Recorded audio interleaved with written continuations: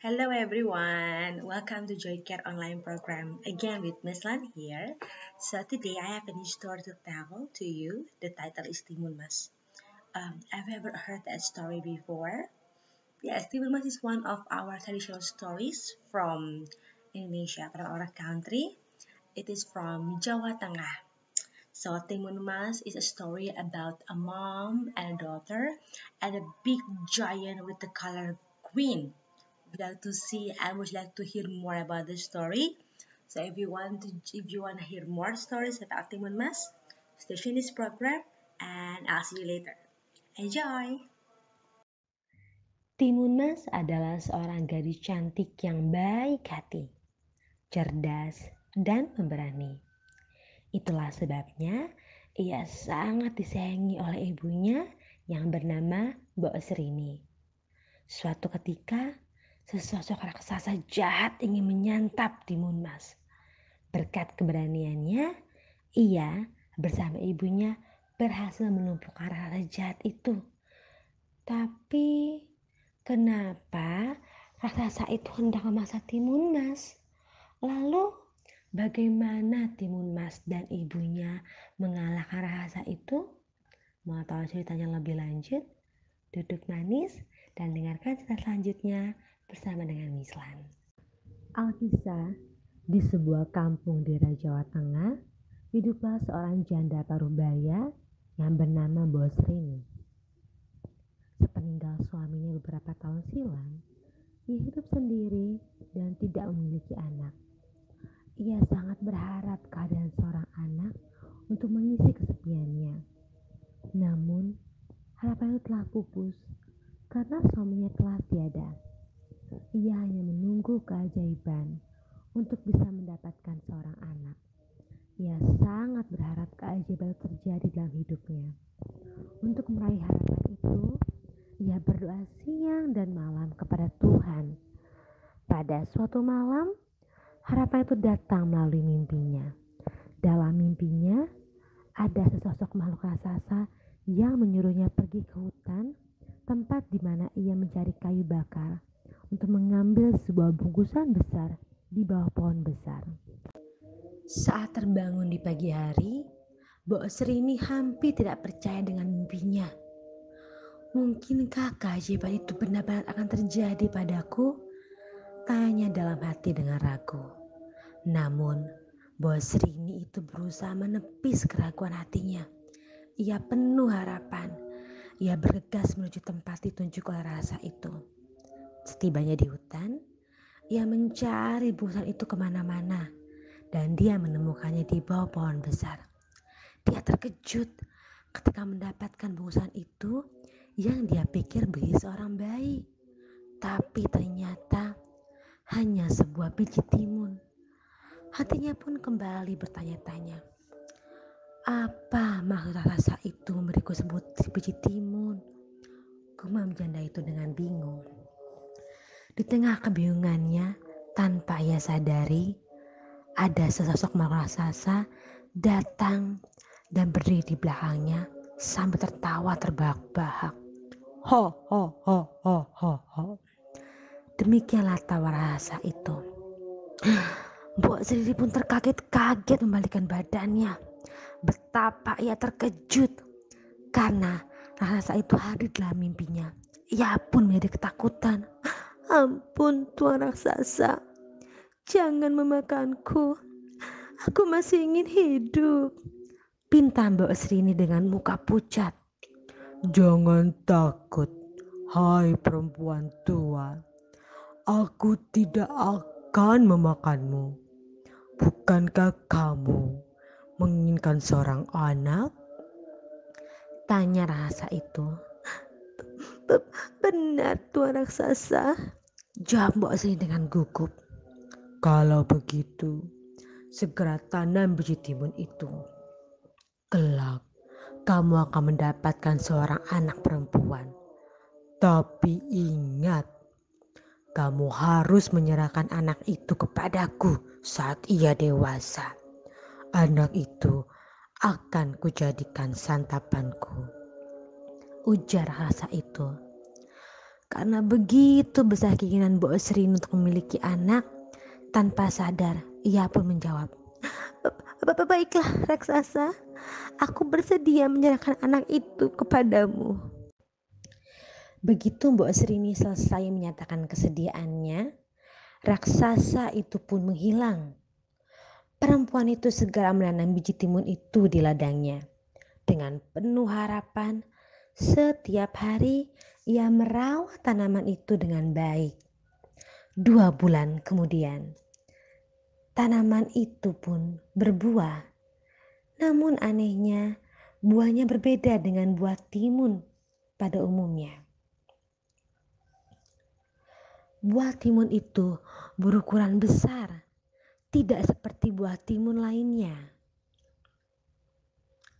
Hingga suatu hari, ketika buah timun itu masak, Mbok Srini pun memetiknya, lalu membawanya pulang dengan susah payah karena buah timun itu begitu berat. Betapa terkejutnya Mbok Srini ketika ia membelah buah timun itu, ia mendapati seorang bayi perempuan yang begitu cantik. Lalu Mbok Srini menggendongnya dan tiba-tiba bayi itu menangis. "Oa, oa." Demikian suara bayi itu. Alangkah bahagianya hati Mbok Srini mendengar suara bayi yang sudah lama ia rindukan. Lalu Mbok Srini memberi nama bayi itu Timun Mas. Cep cep cep, jangan menangis anakku sayang, Timun Mas, hibur Mbok Srini. Perempuan parubaya itu tak mampu lagi membendung kebahagiaannya. Ia pun menangis. Perasaan bahagia itu membuatnya lupa kepada janjinya bahwa dia akan menyerahkan bayi itu kepada raksasa suatu hari nanti. Mbok Srini merawat dan mendidik Timun Mas dengan penuh kasih sayang hingga tumbuh menjadi gadis yang sangat cantik. Mbok Srini begitu bangga pada Timun Mas. Timun Mas begitu cantik dan begitu pintar dan sifatnya sangat baik. Mbok Srini sangat-sangat menyayangi Timun Mas. Suatu malam, Mbok Srini kembali bermimpi didatangi oleh raksasa itu dan berpesan kepadanya bahwa seminggu lagi ia akan datang menjemput Timun Mas. Sejak saat itu, Mbok Srini duduk termenung seorang diri. Hatinya sedih karena Mbok Srini akan berpisah dengan Timun Mas yang begitu ia sayangi. Mbok Srini menyadari bahwa raksasa itu ternyata jahat. Karena Timun Mas akan dijadikan santapannya. Melihat ibunya sering duduk termenung, Timun Mas pun bertanya-tanya dalam hati. Suatu sore, Timun Mas memberanikan diri untuk menanyakan kegundahan hati ibunya. "Ibu, mengapa akhir-akhir ini ibu selalu tampak sedih?" tanya Timun Mas. Sebenarnya, Mbok Srini tidak ingin menceritakan penyebab kegundahan hatinya, karena dia tidak ingin Timun Mas ikut bersedih. Namun karena ia didesak terus, akhirnya ia pun menceritakan kepada Timun Mas perihal asal-usulnya yang ia rahasiakan. "Maafkan ibu, anakku. Selama ini ibu merahasiakan sesuatu kepadamu," kata Mbok Srini dengan wajah sedih. "Rahasia apa, Bu?" tanya Timun Mas penasaran. "Ketahuilah Timun Mas, sebenarnya kamu bukanlah anak kandung ibu yang lahir dari rahim ibu." Belum selesai bicara, Timun Mas tiba-tiba menyela. "Apa maksud ibu?" tanya Timun Mas. Mbok Srini pun menceritakan semua rahasia tersebut hingga mimpinya semalam bahwa sesosok raksasa akan datang menjemput Timun Mas untuk dijadikan santapan.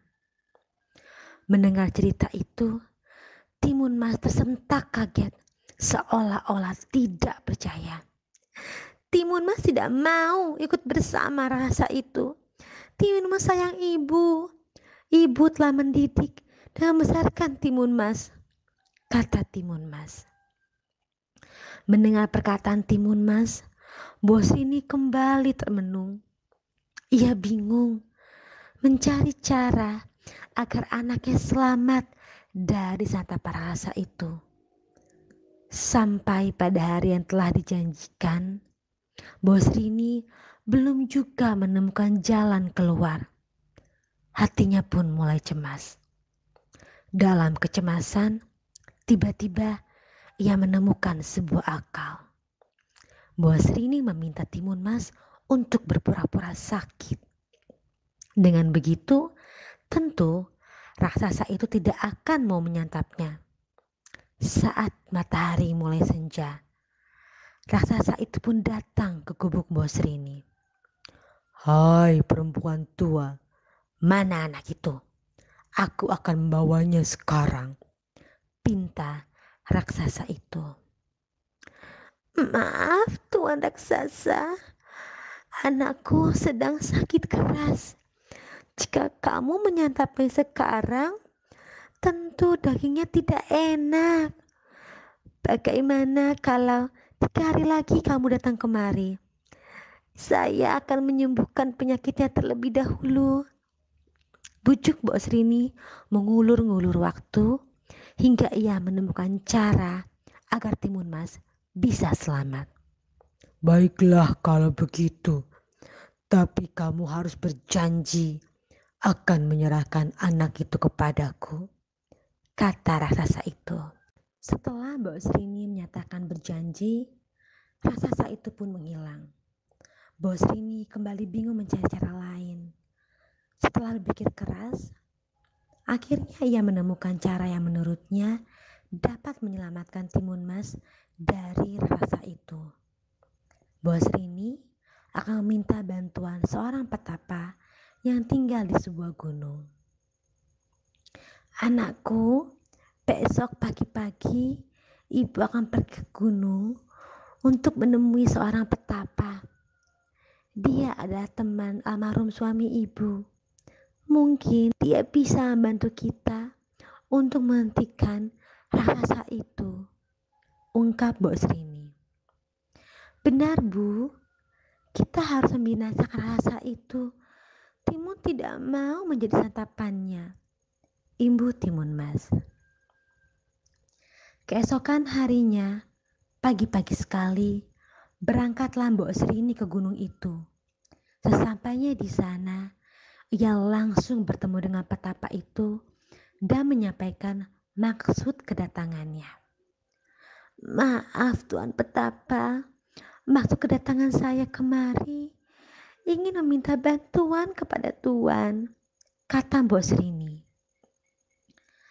Apa yang bisa ku bantu Mbok Srini? Tanya petapa itu.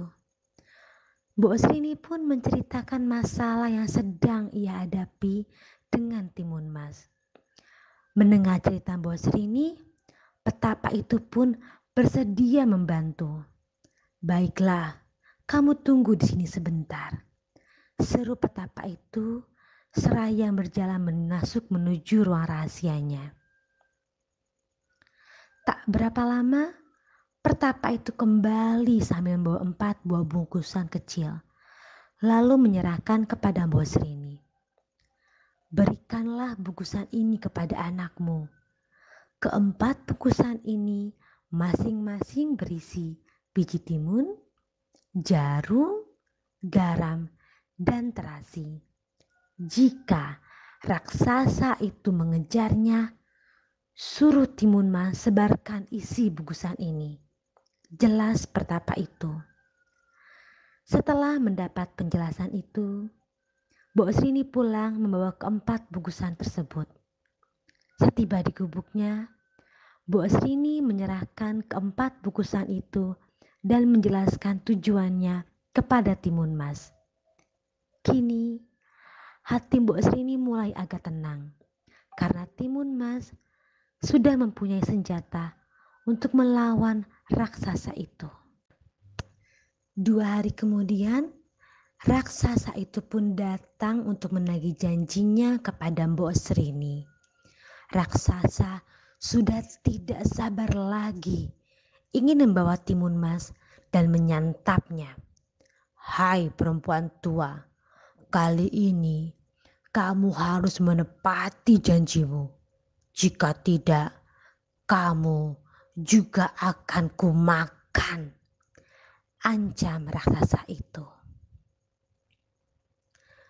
Mbok Srini tidak gentar lagi menghadapi ancaman itu.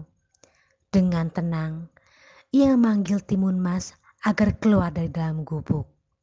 Tak berapa lama, Timun Emas pun keluar, lalu berdiri di samping ibunya. Jangan takut anakku, jika raksasa itu akan menangkapmu, segera lari dan ikuti petunjuk yang telah kusampaikan kepadamu. Mbok Srini membisik Timun Mas. Baik Bu, jawab Timun Mas.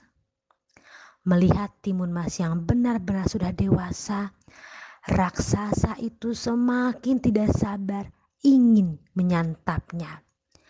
Ketika ia hendak menangkapnya, Timun Mas segera berlari sekencang-kencangnya. Raksasa itu pun mengejarnya. Tak ayal lagi, terjadilah kejar-kejaran antara makhluk raksasa itu dengan Timun Mas. Setelah berlari jauh, Timun Mas mulai kelelahan. Sementara raksasa itu semakin mendekat. Akhirnya, Timun Mas pun mengeluarkan bungkusan pemberian pertapa itu. Pertama-tama, Timun Mas menebar biji timun yang diberikan oleh ibunya. Sungguh ajaib. Hutan di sekelilingnya tiba-tiba berubah menjadi ladang timun. Dalam sekejap, batang timun tersebut menjalar dan melilit seluruh tubuh raksasa itu. Namun, raksasa itu mampu melepaskan diri dan kembali mengejar Timun Mas. Timun Emas pun segera melempar bungkusan yang berisi jarum. Dalam sekejap, jarum-jarum tersebut berubah menjadi rerumpuhan pohon bambu yang tinggi dan runcing. Namun, raksasa itu mampu melewatinya dan terus mengejar Timun Mas. Walaupun kakinya berdarah karena bambu tersebut.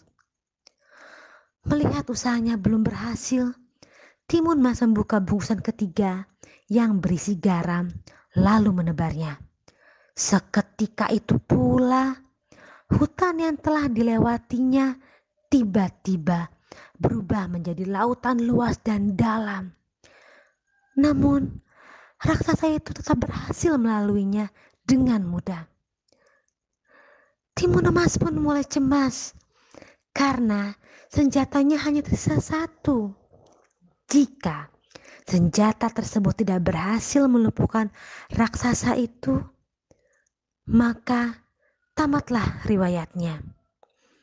Dengan penuh keyakinan, ia pun melemparkan bungkusan terakhir yang berisi terasi. Seketika itu pula, tempat jatuhnya terasi itu tiba-tiba menjelma menjadi lautan lumpur yang mendidih. Alhasil, raksasa itu pun tercebur ke dalamnya dan tewas seketika. Maka selamatlah Timun Emas dari kejaran dan santapan raksasa itu. Dengan sekuat tenaga, Timun Emas berjalan menuju ke gubuknya untuk menemui ibunya. Melihat anaknya selamat, Mbok Srini pun langsung berucap syukur kepada Tuhan. Sejak itu, Mbok Srini dan Timun Mas hidup berbahagia tanpa raksasa jahat itu. So yes, we're done. It was the end of the Timun Mas story, friends. So before we end this session, I would love to share with all of you about what can we learn from Timun Mas story. Okay, so the first, we should not give up with all the problems that we have in our life. Okay, because why? Because every problem has a solution, we can solve it together. And second, when you have a problem, don't forget to, yes, to pray, because God will hear our prayer, and God will help us to, He will make us stronger, and He will help us to solve our problem. So yes, Miss Hua will see you again in the next session with more stories, from our country or from other countries. So please stay in this program. Please find more fun activities, more fun songs and stories. And please share this program to your mommy, to your daddy, and to all of your friends. Okay, friends? Thank you for watching, and see you all again in the next stories. And see you later, friends. Mwah. I love you.